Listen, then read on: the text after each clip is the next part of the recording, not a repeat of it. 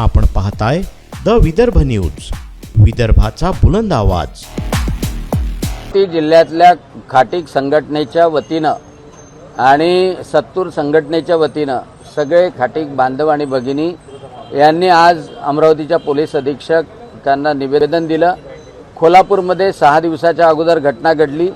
की आमची एक खाटीक भगिनी आणि चर्मकार भगिनी जेवण केल्यानंतर जेव्हा शतपावली करत होती तेव्हा 4 मुस्लिम युवकांनी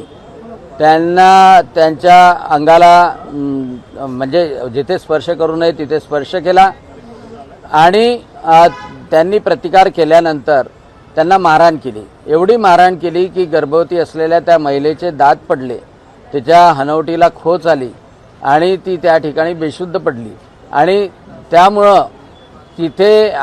त्या प्रकरणात पोलिसांनी त्यांना अटक केली, ॲट्रॉसिटी सुद्धा लावलं आणि म्हणून कायदा सुव्यवस्था चांगली राहावी म्हणून या खाटीक समाजाने शांतता पाळली। परंतु आता अमरावती जिल्ह्यामध्ये ज्या ठिकाणी कोल्हापूर, करसगाव, शिरसगाव या ठिकाणी मुस्लिमांची दादागिरी खूप मोठ्या प्रमाणात वाढलेली आहे आणि अनुसूचित जाती आणि अनुसूचित जमातीच्या मुली महिला त्यांनी टार्गेटवर ठेवले आहे आणि म्हणून तिथे कायदा सुव्यवस्थेचा जो प्रश्न आहे तो दूर केला जावा। अवैध धंद्यावर कोल्हापूरमधल्या अंकुश ठेवण्यात यावा, गस्त वाढवण्यात यावी, या सगळ्या मागण्या खाटीक महासंघाने केलेल्या आहे आणि अमरावतीचे SP निकेतन कदम यांनी त्याला चांगला प्रतिसाद दिला